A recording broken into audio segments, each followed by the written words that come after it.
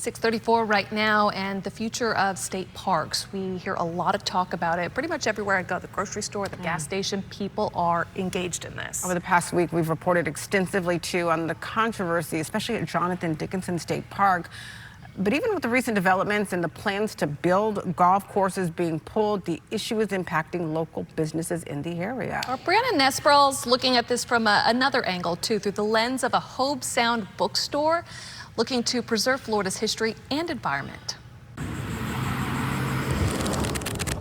Page by page, behind every cover, Jonathan Dickinson State Park. Florida Classics Library has been serving the community. More than 50 years. Selling all books Florida. Florida history, Florida environment, Florida weather. Owner Julie Alexander skims through her shelves. It includes Jonathan Dickinson State Park. Jonathan Dickinson State Park, just 5 miles south of the bookstore.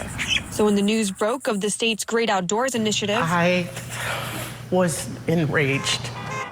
even protesting the proposal with her family over the weekend. There's some people that are not seeing the big picture. They're not seeing how valuable the park is. Do you fear the history of the park will be forgotten if these changes, if these developments come to fruition?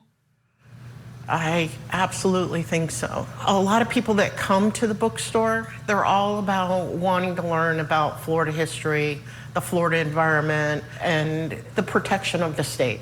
Any golf course violates the mission of the state park, which is environmental protection. In all 6 books I've done, the park shows up somewhere. Concerned with the state's plot, he's also asking what's next. And while browsing for answers, Julie tells me she hopes others can take a page from her book. Keeping Florida history alive through books. Florida history, Jonathan Dickinson State Park. bound together That view is incredible. in this bookstore.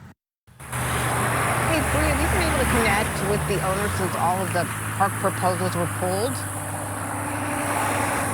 Yeah, I actually had a chance to speak with her earlier this morning. She sent me a quick message. She said she is very happy, would call it a big win for our cause, thanking us for the constant coverage on this. I'll actually have more reaction coming up in a few minutes, as well as how FDEP even made this decision, how they got to making this decision. Yeah, really neat story, Brianna. I got to check out that bookstore. Thank you, Brianna.